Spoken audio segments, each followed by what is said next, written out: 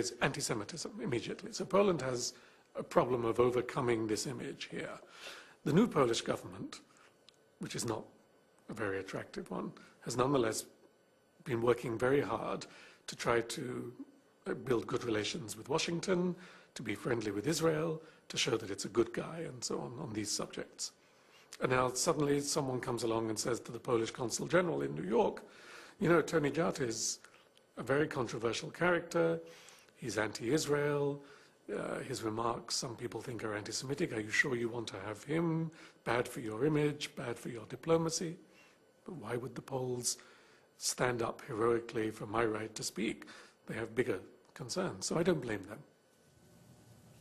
And the lobby, what it's doing is it's going after people in a really hard-hitting way for the purposes of shutting us down, and also for the purposes of sending a message to other people that if you follow in the footsteps of Jimmy Carter, or you follow in the footsteps of Tony Judt, or you follow in the footsteps of John Mearsheimer and Steve Walt, you will pay a serious price for your transgressions. Right? So that's a deterrence model. They're trying to deter other people from doing what we did.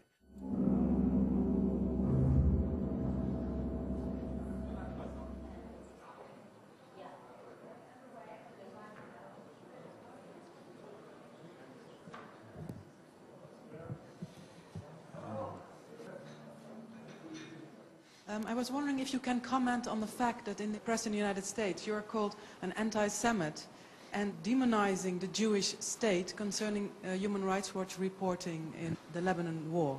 Human Rights Watch's fairly extensive reporting during the war, reporting that I should say focused both on Hezbollah's indiscriminate attacks into Israel and on Israel's indiscriminate bombardment in Lebanon, was met by some reflexive defenders of Israel, not with rational discourse, not with a discussion of the facts, but with name-calling, including accusations of anti-Semitism, of blood libel, of you know, this or that. We're used to being attacked by, say, the governments who we're criticizing. But in this case, the Israeli government was actually rather quiet. And indeed, we had what you might call a reasonable dialogue with the Israeli government in the course of the war about what was happening in Lebanon. But it was the supporters of the Israeli government, principally in the United States, although to a limited extent in Israel, who came at us full force. And that was unusual, because we rarely encounter that kind of coordinated attack by ostensibly private individuals, people who had no official position with the Israeli government, but who had assumed for themselves the position of reflexively defending Israel, regardless of its conduct. It's going to be a big political fight. We'll be working in it. Thank you so much, and good luck to you, sir. Thank you. Does it matter that you are Jewish? I think in the course of the debate over the Lebanon war, it was significant because it was harder for the reflexive defenders of Israel to simply dismiss me as being anti-Semitic. It just didn't have any credibility. My father fled the Nazi Holocaust. My mother's parents fled pogroms in Poland and Belarus. I'm just not a candidate for anti-Semitism. And while there is the old kind of tired line of self-hating Jew, it doesn't describe me either, and nobody even really bothers with that kind of criticism anymore. Why? Why? Why not just let ineffective people like me do our little talking? Here we have to come back to something else. It wasn't always like this. It began in the 70s. With the rise of identity politics in this country, where it became fashionable and eventually politically and economically normal for people to think of themselves as Black Americans, Italian Americans, Irish Americans. No one says, I'm a Jewish American. If someone says, you're a Jewish American, it has a slightly uncomfortable air to it.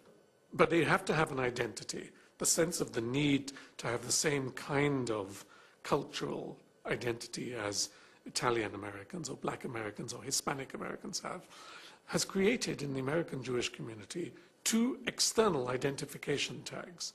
One is Israel, and the other is Auschwitz. So to speak, one in space and one in time. To be a Jew is to be moved by the memory of the Holocaust and to identify with Israel, even if you have no personal connection with the Holocaust and you've never been to Israel, which is true for most of them. The result is that they are extraordinarily sensitive, politically and personally. It's not an invented political thing. People feel this, to any suggestion that there is criticism of Israel or forgetting of the Holocaust, because it touches the core identity of American Jews.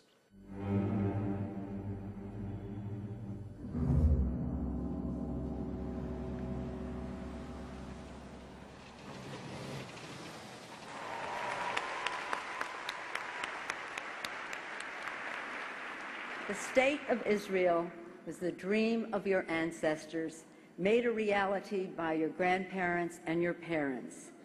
Every year, AIPAC has a conference where they bring in their supporters from around the country. They meet in Washington, a very powerful group that attempts to affect legislation and other aspects of U.S. policy on the Mideast. And it's sort of a gala affair. There's a Hollywood element where they produce these videos that show, they get people all mobilized and roused, sort of a pep rally atmosphere, and they get an extraordinary number of high officials to come. America and Israel share an unbreakable bond. AIPAC is one of the reasons why. All of us share a fundamental belief that the freedom and security of Israel are a vital interest of the United States of America. We need you now more than ever.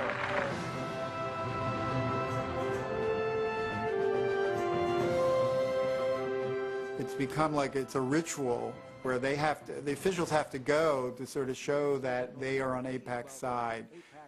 You know, half the Congress shows up, top administration officials, and they have a keynote speaker every year who is invariably at the very top. From Florida, Bill Nelson. From Nebraska, Ben Nelson. From Illinois, Barack Obama.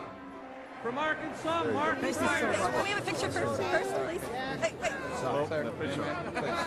I think I might have blinked on that one. From South Carolina, Joe Wilson. From California, Lynn Woolsey. From Oregon, David Wu. From Maryland, Albert Wynn. From Kentucky, John Yarmouth. And I also want to mention former member of Congress, AIPAC does an excellent job of constantly testing the loyalty of people in Congress to their cause. And so there's a constant stream of resolutions that get proposed on the Mideast, expressing support for Israel about something it's done, or sympathy with victims of a suicide bombing, or condemning Iran or other people in the region who are being hostile to Israel. And these become tests of sort of loyalty of people in Congress on this issue. And those who vote in the way that AIPAC wants will in many ways be rewarded ultimately with campaign contributions from people sympathetic to AIPAC. AIPAC itself does not give money, but they sort of, this whole series of votes and their very careful cataloging of how people vote very much affects where people make decisions about who to give the money to.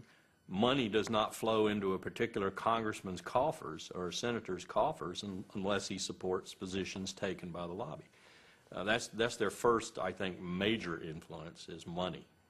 And this administration is awash in money, more so probably than any administration in American history. For 2 months, we've been trying to get in contact with Congress people who voted nay to certain of the bills that were supported by AIPAC, but nobody wanted to speak to us. Is that normal? Yeah, this is an issue where a congressperson will see no gain to be made by speaking on it. Just even voting against AIPAC's recommended positions is perilous for them, because it can lead to a reduction in campaign funds. It can create all kinds of problems in their home district. But they voted nay. I mean, they did. But they don't want to go even more public about it. A film clip in particular, can you imagine a campaign opponent using that? It could become the basis of a negative campaign ad. And look, this person is against Israel's interest. So